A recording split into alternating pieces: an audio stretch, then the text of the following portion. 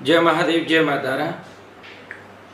बहुत सारे जो साधक हैं वो कई बार ये पूछना चाह रहे हैं बहुत सी साधनाओं में कि हम ऐसी कौन सी साधना करें जिससे कान में हमें हर चीज़ बताई दे, सुनाई पड़े और हम लोगों को गाइड करें बहुत ज़्यादा।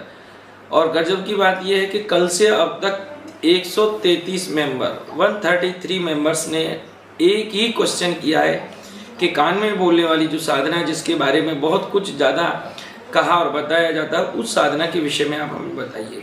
कर्ण पिशाचनी के बारे में बहुत ज़्यादा लोगों की जिज्ञासा है जानने के लिए कि कर्ण पिशाचनी क्या है। तो देखिए, मैं आज आपको कोई साधना विधान नहीं, कर्ण पिशाचनी की साधना की सिद्धि और उसकी साधना करने वाले साधक का क्या परिणाम होता है या क्या स्थिति होती है, बहुत बारीकी से मैं आपको बताऊंगा। और ये जो घटना है हमारे मध्य प्रदेश सागर जिले की है और ये बहुत सत्य घटना है। मध्य प्रदेश सागर जिले के अंदर और एक परिवार था जो बड़ा प्रेम से अपने रहते थे। परिवार में पति था, पत्नी थी, 2 बच्चे थे और दोनों बच्चों के साथ में और पूरा परिवार खुश रहता था। ऑफिस वो व्यक्ति जाता था, जाति से ब्राह्मण था, उसका एक भाई भी था। और जो छोटा भाई था उसकी संगत कुछ ऐसे दोस्तों के साथ हो गई, ऐसे फ्रेंडों के साथ में हो गई कि बस दिन भर खाना पीना और मस्त रहना और कोई मतलब नहीं। बड़ा भाई उसको सपोर्ट करता था, संभालता था, तो लेकिन बड़े भाई ने की बात उसने नहीं सुनी और एक दिन बड़े भाई ने ये निर्णय कर लिया कि भाई छोटा भाई सुधरने वाला नहीं है, इसको छोड़ करके चले जाते हैं। तो बड़ा भाई अपने घर परिवार को छोड़ करके और अपनी फैमिली को लेकर के चला गया।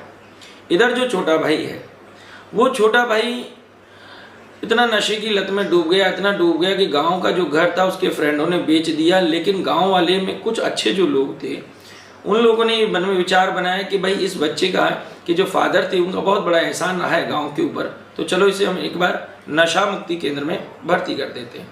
तो नशा मुक्ति केंद्र में उसको भर्ती किया।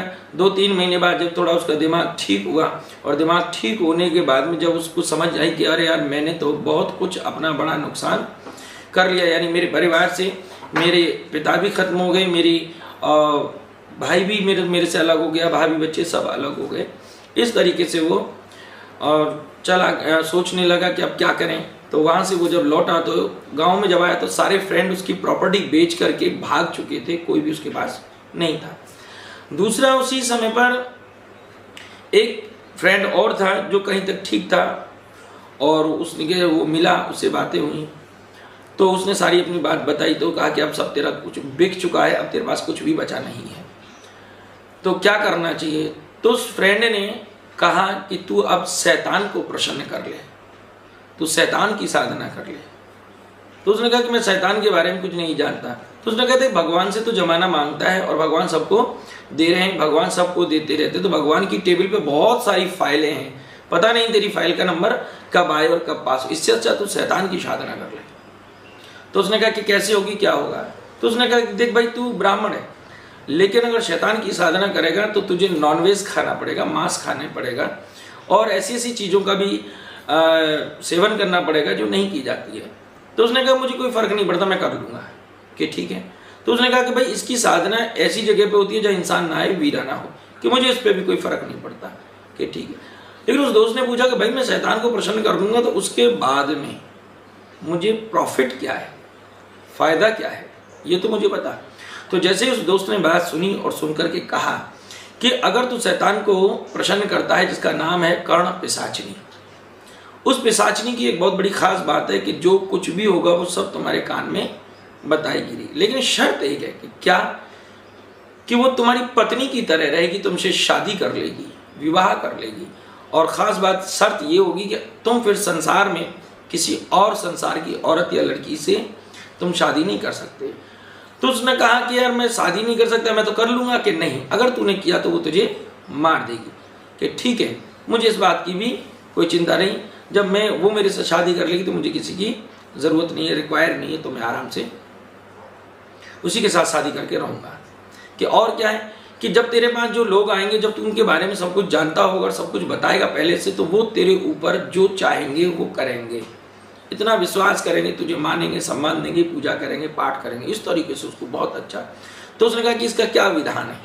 तो इसने कहा कि कर्ण पिशाचनी को सिद्ध करने, अब सावधानी से समझिएगा, कर्ण पिशाचनी को सिद्ध करने के लिए उन्होंने कहा कि गांव के बाहर किसी पुराने कुएं का होना जरूरी है और उस कुएं में भी कम से कम 1 या 2 लोग मरे हों, उनकी मौत हुई हो, ऐसा हो।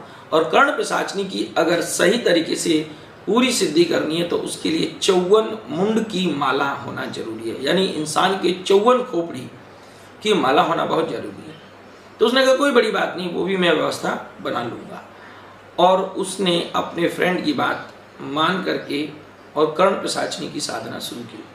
कर्ण पिशाचनी की साधना शुरू करते करते करते करते स्थिति ये आई कि वो गांव में सारी चीज़ें इकट्ठी करके गांव के बाहर जिस कुएं में 2 लोगों की मौत हुई थी उस कुएं पर जाकर के साधना प्रारंभ की। 1 दिन साधना करी, 2 दिन साधना करी और कुएं के अंदर चला जाता। उस माला की एक शर्त थी कि उसे तुम जमीन में नहीं रखोगे, उसे तुम जमीन में छुपाओगे नहीं, उसे टांग करके रखना है। उसने कहा ठीक है। तो उसने सूखे कुएं में 2 कीलों पर 54 खोपड़ियों की माला भी लटका दी। साधना में बैठ गए। पहले दिन साधना करी, किसी को पता नहीं चली। दूसरे दिन साधना करी तो भी पता नहीं चली। लेकिन तीसरे दिन जब वो रात में जा रहा था तो गांव वालों ने उसे देख लिया और लोग उसके पीछे पीछे जाने लगे। तो जाकर के वो इतना साधना में मस्त था, मगन हो गया कि उसे यही नहीं पता था कि क्या है। लेकिन उसकी हालत जब ऊपर से गांव वालों ने देखी तो उसकी कंडीशन ये थी कि कुएं के अंदर बैठ के वो कच्चे मांस को तो खा ही रहा है, साथ साथ में उन चीजों को भी खा रहा है जिनको हम लोग डस्टबिन में फेंकते समय नाक और मुंह बंद कर लेते हैं, ऐसी गंदगी को भी वो खा रहा है। और जैसे गांव वाले लोगों ने उसे देखने की कोशिश की तो जो 54 मुंड थे वो सारे के सारे मुंड ऐसे इकट्ठे होकर उसके ऊपर छत की तरह बन गए कि नीचे बैठने वाला इंसान दिखाई नहीं दिया। उन मुंडों ने उसको ढक लिया, पूरा गांव वाले उसे देख नहीं पा रहे थे साफ। 34 दिन गांव वाले फिर आए तो अब पूरे वो मुंड ऊपर आकर के और उसे ढक लिया। क्यों? क्योंकि वो कर्ण पिशाचनी की साधना कर रहा था, कर्ण पिशाचनी को सिद्ध करा। 5वें दिन कर्ण पिशाचनी ने उसे संपर्क करने की कोशिश की और उसे सावधान किया कि देख मुझे सिद्ध मत कर, अगर तू मुझे सिद्ध करेगा तो दुनिया और समाज से कट जाएगा। लेकिन वो नहीं माना। दूसरे दिन भी कही, फिर समझाया कि तू कहीं विवाह नहीं कर पाएगा, अपने घर परिवार से नहीं जुड़ पाएगा। वो नहीं माना। और तीसरे दिन जब कर्ण पिशाचनी आई तो उसे सिद्ध हो गई। सिद्ध होने के बाद में कहा कि मैं तुझे हर चीज बताऊंगी, कहूंगी, जो तू चाहेगा वो सब करूंगी। अब स्थिति ये हुई कि वो जिस गांव में रहता था वहां बैठता था, जिस कमरे में उसने कर्ण पिशाचनी की जो एक यंत्र दिया था कर्ण पिशाचनी के, इसको तू जहां रखेगा मैं सदा वहीं रहूंगी, तो उस कमरे में ले जाकर के बैठ जाता। जो भी लोग आते उनके आने से पहले उनका नाम, पता, जो भी क्यों आए हैं उनके सारे प्रश्नों के बारे में जवाब देता था। लेकिन सावधानी दीजिए इस शब्द पर, जैसे ही वो कमरे से बाहर जाता, कहीं जाता, तो कर्ण पिशाचनी का दायरा खत्म हो जाता और वो साधारण इंसान की तरह हो जाता। वो किसी के बारे में कुछ भी नहीं बता पाता। तो ये आपको समझना पड़ेगा, कर्ण पिशाचनी को जिस जगह आप सिद्ध करने के बाद दूसरी जगह बिठाओगे तो आप वहीं पर ही रह करके सब लोगों के बारे में बता पाओगे। बाकी अगर आप ये सोचते हैं कि कर्ण पिशाचनी सिद्ध करने के बाद कि आप अहमदाबाद में रह के और बॉम्बे में सब कुछ बताएं, तो आप नहीं कर सकते। जिस कमरे में आपने एक बार बिठा दिया आपको वहीं आना होगा, वहीं आपका दरबार है या जो भी आप सोचते हैं, प्लान करते हैं, आपको वहीं से सारा करना होगा। उसके बाद जो भी लोग आते खूब उसके पास पैसा आने लगा, बढ़ने लगा। लेकिन एक वक्त आया और उससे एक गलती हो गई। गलती होने के बाद में उसने एक दुनिया की, अपने समाज की, धरती की एक औरत से उसने शादी कर ली। कर्ण पिशाचनी बहुत शातिर थी, उसने को बेईमानी पसंद नहीं है। कर्ण पिशाचनी से वचन हुआ था कि तू अगर करेगा तो मैं जिससे शादी करेगा मैं उसे मार दूंगी। ऐसा कहने के बाद में जैसे इस बात को पिशाचनी को पता चला, वो बड़ा चतुर था। उसने सोचा कि मैं वहां जाऊंगा ही नहीं, उसे लेके जाऊंगा नहीं, और जाऊंगा नहीं तो वो मारेगी कैसे। इस बात को जब वो सोच रहा है तो बाहर, लेकिन महीने 1.5 महीने बाद जब पैसा खत्म होने लगा, पिशाचनी ने ऐसा खेल खेला कि उसके घर में चोर घुस गए और सारा माल लूट ले गए। अब कुछ बचा ही नहीं उसके बाद। अब उसके सामने मुसीबत ये हो गई कि अब उसके खाने के फोड़े पड़ने लगे। तो अब क्या करें? तो उसे याद आई कि मुझे कर्ण पिशाचिनी के उसी कमरे में जाना चाहिए, जबकि उसे पता नहीं था कि कर्ण पिशाचिनी अब कैसे अपना जाल बुन रही है। और जैसे ही वो व्यक्ति कमरे में आया और उस व्यक्ति को वहीं पकड़ लिया, जैसे ही उसे पकड़ा अब जाने नहीं दिया। सबसे बड़ी बात, उसके पैरों में बिल्कुल ऐसा कर दिया जैसे अब पैरालाइज हो गया हो, लकवा मार गया हो, अब वो उठ नहीं सकता था। उसी की पत्नी ढूंढते ढूंढते और उसी कमरे पर पहुंच गई जहां उसका पति है। जैसे ही वहां पहुंची तो जैसे ही पिशाचिनी की सीमा में आई और तुरंत पिशाचिनी ने उसका गला घोट उसकी हत्या कर दी। हत्या करने के बाद में उसे तो इसलिए नहीं मारा क्योंकि उसका साधक है, लेकिन उससे कहा कि तूने गलती करी, मेरे साथ बेईमानी करी, अब तुझे भी भुगतना पड़ेगा। जैसे इस बात को कहा तो वो रोने लगा, गिड़गिड़ाने लगा, माफी मांगने लगा। लेकिन उसी समय पर पिशाचिनी ने उसके दाएं कंधे पर, जिस कंधे पर बैठ करके उसके कान में बताती थी, उसी कंधे पर बैठ करके और उसी के कान के नीचे के हिस्से पर दांत लगाकर उसका खून चख लिया। और उसका खून जैसे ही पिया और उसके बाद में अब उसके खून के जितने भी रिश्ते थे दुनिया में, उन सब तक पहुंचने की ताकत वो पिशाचिनी पा चुकी थी। और जैसे ही वो पिशाचिनी ने खून चखा तो अब वो देखने लगी कि इसके रिश्ते में, परिवार में कौन कौन है। तो जब पिशाचिनी ने देखा तो उसके परिवार में एक भाई है, एक भाभी है और 2 बच्चे हैं। बहुत हंसता खेलता और एक परिवार है। जैसे इस बात को देखा कि हंसता खेलता परिवार है और पिशाचिनी पहुंच गई उसके परिवार, जिला सागर मध्य प्रदेश, उसके घर पर। जैसे पिशाचिनी पहुंची, गजब की बात, रात को जाकर के पिशाचिनी ने सबसे पहले उसके भाई की पत्नी को पकड़ा और उसे पागल कर दिया। स्थिति ये हुई कि वो डर करके छत पर उसे लेकर के गई और छत की ऊपर की मंजिल से उसने कूदकर अपनी जान दे दी, आत्महत्या कर ली। जैसे ही बच्चे रोते हुए पहुंचे, एक बच्चा सीढ़ी से फिसला और उसने अपनी जान दे दी। तीसरा बच्चा डरकर अंधेरे में उजाले के लिए लाइट को और जलाने के लिए जैसे ही भगा तो अचानक लाइट का वायर शॉर्ट हो गया और शॉर्ट तार से उस बच्चे की भी डेथ हो गई। नतीजा अब घर में कोई नहीं बचा, खाली वो उसका बड़ा भाई। पिशाचिनी बहुत 28 बड़ी हंसी से आई और उसे कहने लगी, देख, मैंने तेरे घर से सबको ख़त्म कर दिया है। मैंने कहा था कि तू मेरे साथ बेईमानी ना करना।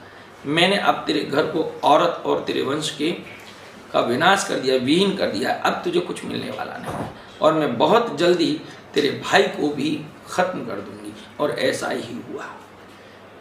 करीब 1.5 से 2 महीने के बीच में और उसने उसके बड़े भाई को भी ख़त्म कर दिया। नतीजा वो अकेला हुआ, परेशान हुआ और अंततः उस लड़के ने भी उसी पिशाचिनी के सामने अपने गले में फांसी लगाकर अपनी मौत को न्योता दे दिया और बुला लिया। कहने का भाव कि कर्ण पिशाचिनी एक ऐसी साधना है, मैं आपको यही कहूँगा कि आप लोग इसे ना करें। ये जितना सुनने और समझने में, पढ़ने में आपको अच्छी लगेगी, या दुनिया में आजकल जो यूट्यूब है, यूट्यूब ने इसको इतना बड़ा प्रमोट कर दिया है, लोगों को भ्रमित कर दिया है कि इसके करने से ये होगा, वो होगा, वो होगा। याद रखिए, कर्ण पिशाचिनी साधना करने से अच्छा आप अपने घर में शेर पाल लीजिए। कम से कम साला एक बार में फाड़ के, आप एक कोई तो खाएगा, लेकिन ये पूरे घर को खा जाएगी। तो आप अगर इस साधना को कर रहे हैं तो आप ना करें। अगर आप घर परिवार में रहते, कर्ण पिशाचिनी की साधना अब होती किसके लिए है?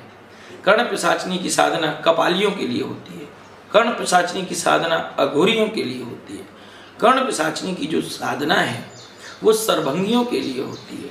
कर्ण पिशाचिनी की साधना औघड़ों के लिए होती है और उन लोगों की होती है जिनका दुनिया से कोई मतलब नहीं, कोई लेना देना नहीं, जो जंगलों में रह रहे हैं या जो साधु पद्धति में रह रहे हैं, उनके लिए ये साधना है।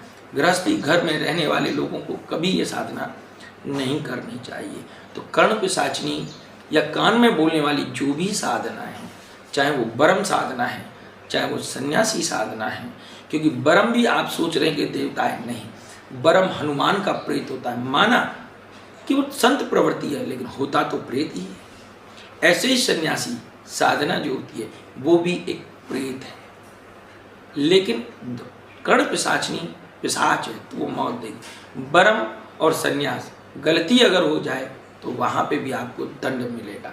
तो ये तय है, साधना दुधारी तलवारें हैं, आसान विषय नहीं है। जब भी आप करें एक अच्छे गुरु के सानिध्य में करें, और ऐसी तामसिक साधनाओं को तब तक ना करें जब तक आपका घर परिवार से संबंध है। जब घर परिवार से संबंध खत्म हो जाए तब आप अपनी साधना करें। जय महादेव, जय माँ तारा।